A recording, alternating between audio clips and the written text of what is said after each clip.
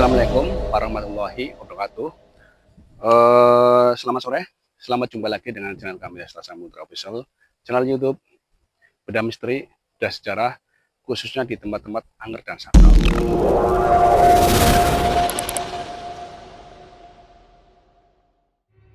Sekarang Astral Samudra mau membedah misteri yang ada di makam tua ya. Makam tua yang lebih tua sebelum ada makam yang kedua. Sawah Desa Bulakelor, ada sebidang tanah yang kini tak lagi ditanami padi.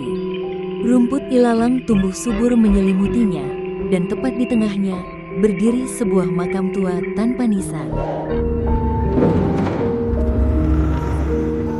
Namun, orang-orang tua kami selalu berpesan dengan lembut, "Ingatlah nak, makam ini memang tak punya nama. Tapi bagaimanapun juga, ini adalah tempat peristirahatan seorang manusia. Sebagai sesama manusia, jagalah makam ini dengan baik. Perlakukan ia layaknya makam keluarga kita sendiri. Sebab, makam adalah titik akhir dari perjalanan kita semua. Kita harus menghormatinya, karena beliau telah lebih dulu mendahului kita. Kita harus menghargainya, karena beliau telah berjasa bagi negeri ini. Dan yang terpenting, kita harus meyakini bahwa suatu saat nanti, kita pun akan kembali seperti beliau. Karena pada titik terakhir, kita semua akan pulang kepada Sang Pemilik dan Pencipta kita, Allah Subhanahu wa Ta'ala." Di sini makam yang berada di tengah-tengah desa Bulakelor ya. Sebenarnya sih ini tanah ini milik antara Bulakelor dan Kuturi ya. Dan dulu katanya makam ini adalah makam yang paling tua. Ya, di sini hanya beberapa makam, ya, cuma sekarang sudah hilang. Tinggal sejarah. Makam ini adalah makam Ciburu. Desa Bulakelor berdiri sebuah makam tua yang dikenal warga sebagai makam Ciburu. Tak ada nisan megah di sana. Hanya ada pepohonan yang tumbuh tak beraturan, dengan rumput liar yang menyelimuti tanahnya. Sebuah pohon randu besar berdiri kokoh menaungi tempat itu, seolah menjadi penjaga setia dari teriknya panas dan derasnya hujan. Orang-orang desa sering bercerita, katanya, makam Ciburu adalah tempat yang paling angkuh. Namun di balik kesunyiannya di tengah sawah, tersimpan kisah mulia. Mereka yang beristirahat di sana adalah jiwa-jiwa dari masa lalu, para pejuang yang telah gugur demi menjaga tanah air Indonesia tercinta. Itulah mengapa banyak orang datang berkunjung, bukan untuk meminta sesuatu, bukan pula untuk memohon keajaiban. Mereka datang untuk mendoakan dan menghormati jasa beliau yang telah mengorbankan segalanya demi negara ini.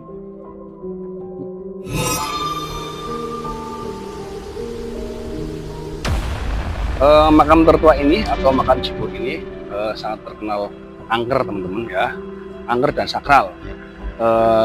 Dari sisi lain juga dikenal di luar daerah bahwa di tempat ini atau di makam tua ini adalah tempat untuk pesugihan atau bahasa yang untuk nyumbang. Tengah Desa Bulakelor berdirilah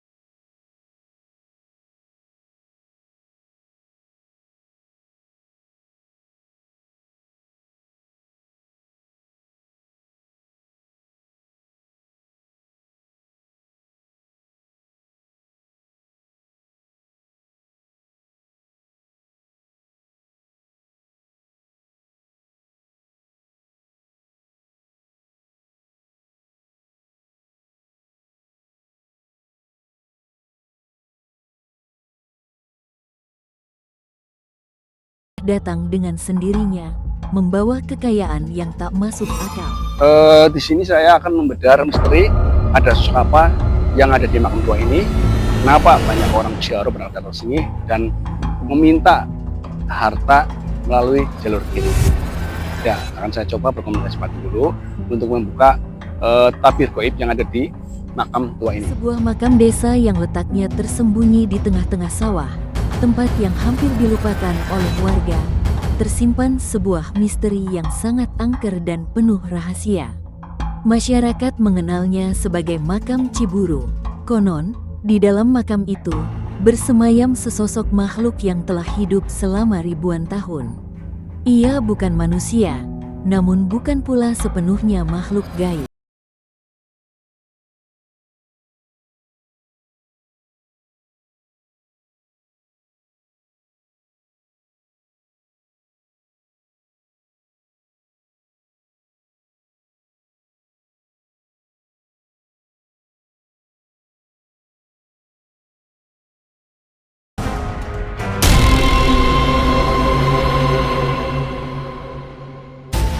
Ya teman-teman, ternyata di pohon randu ini ya teman-teman, nih,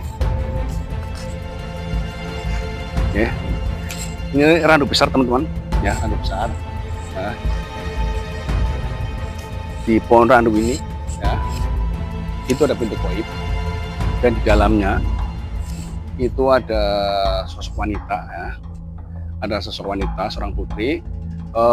Beliau ditugasi untuk menunggu harta karun. Di pohon randu besar di makam tua Ciburu, tersembunyi harta karun yang tak ternilai harganya. Di sana pula, bersemayam seorang penjaga, sosok perempuan yang sangat cantik jelita, anggun, dan penuh wibawa.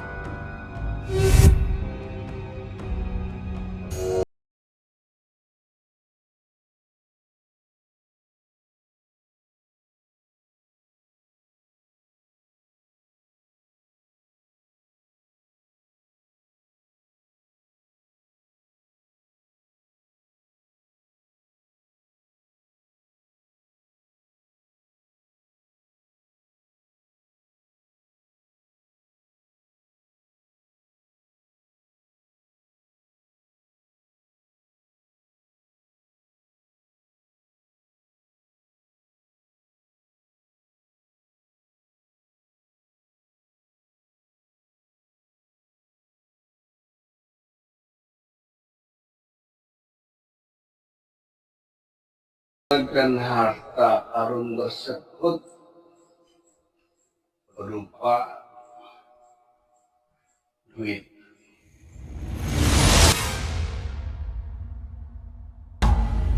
Duitnya itu 2 karung teman-teman, waring ya, 2 karung setengah, berada di daerah sini, ya, berada di sini, daerah sini atau di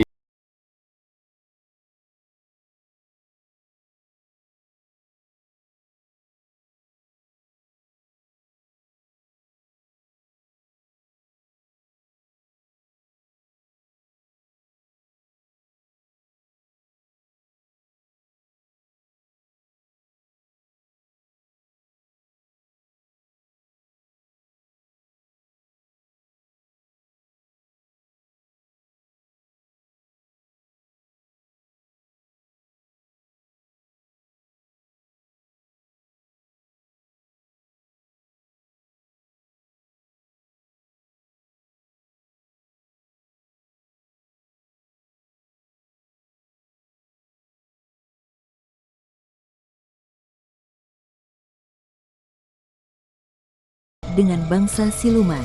Barang siapa yang merasa tak lagi kuat menahan ujian duniawi, mereka yang habis dihina, yang hancur usahanya, yang tercekik hutang, dan rela bersekutu dengan bangsa siluman, sang penunggu harta karun ini diperbolehkan untuk memberi. Namun, tidak ada yang cuma-cuma. Sebelum harta itu berpindah tangan, sang penunggu wajib memberikan wejangan terakhir. Sebuah peringatan bagi mereka yang memilih untuk selamanya mengabdikan diri kepada bangsa siluman. Beliau seorang putri yang bernama Nyimas Ayu Dewi Mendut.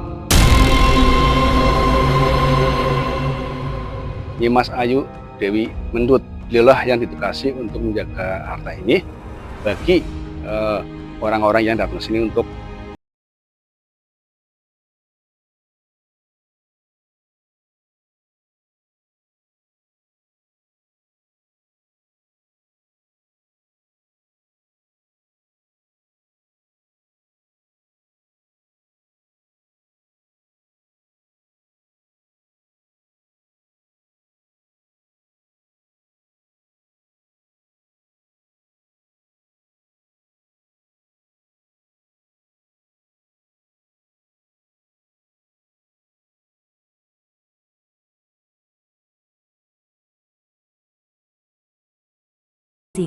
Jika niat sudah bulat, jika tekad sudah menetap, jika hati sudah mantap dan madep, maka beliau menyerahkan semua keputusan kepada orang itu sendiri.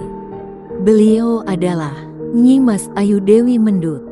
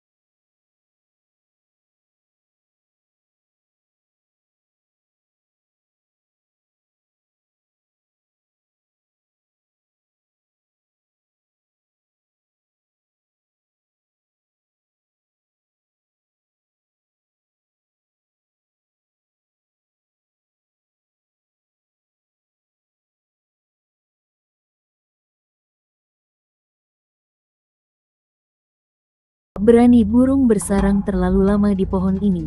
Warga menyebutnya sebagai pohon angker. Orang-orang bercerita, di pohon itu bersemayam Khodam penjaga pusaka, makhluk yang tak kasat mata, yang mengingatkan diri pada sebuah benda keramat dari ratusan tahun yang lalu.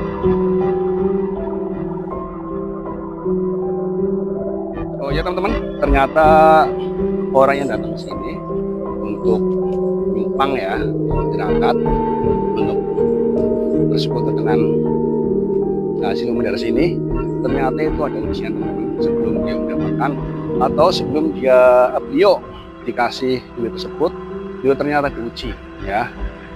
Itu ada sosok orang tua ya. Sosok orang tua membawa keranjang ya, atau keranjang elon ya, keranjang yang buat ngarit zaman dulu, memakai celana hitam ya, dan nggak pakai baju, memakai tiket.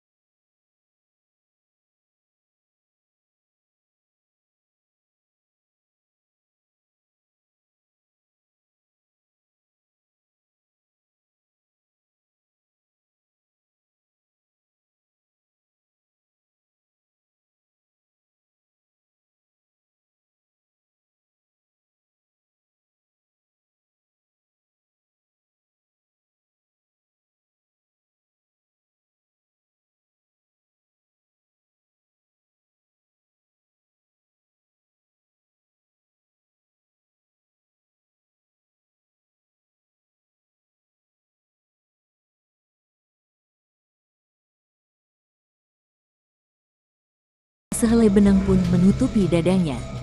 Ia memikul sebuah keranjang elon, keranjang rumput dari masa lampau. Dengan suara yang menggetarkan sukma, ia berkata, "Jika aku mencincang tubuhmu menjadi 1000 potongan, lalu mencuci setiap bagiannya di kali larangan, dan jika sebelum azan subuh tubuhmu sudah bersih dan kubawa kembali ke tempat ini, maka kamu selamat. Kamu akan hidup lagi dan keinginanmu terkabul. Tapi ingat, jika sampai azan subuh berkumandang tubuhmu belum juga bersih, maka kamu tak akan pernah bisa kembali. Kamu gagal, itulah ujiannya." Itulah kata-kata yang menguji seberapa besar keteguhan hati seorang penyupang.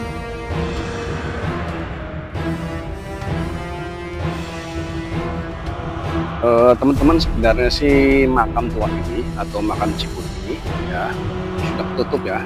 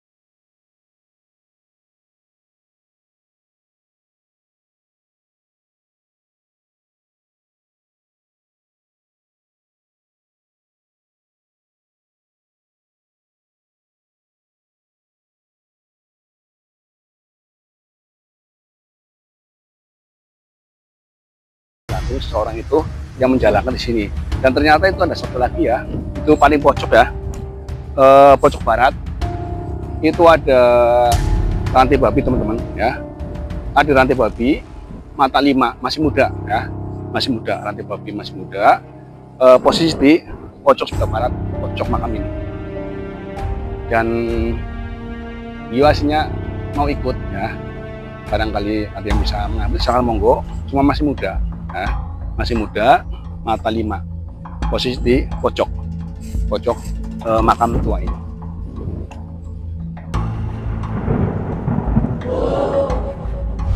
Tahun yang lalu, ada seorang lelaki kaya raya yang melakukan pesugihan makhluk gaib babi raksasa. Sosoknya tinggi besar, berkulit hitam legam, dan dirantai besi dari kaki hingga lehernya. Rantai itu bukan sekadar pengikat, melainkan sebuah perjanjian. Selama pemiliknya setia memberi tumbal, babi itu akan mengalirkan harta tanpa henti. Namun, ketika lelaki itu berhenti menepati janji, makhluk itu mengamuk. Lelaki itu ditemukan tewas di kandangnya sendiri. Tubuhnya terbelit rantai yang sama, dengan wujud yang mengerikan, tubuh manusia, namun berkepala babi.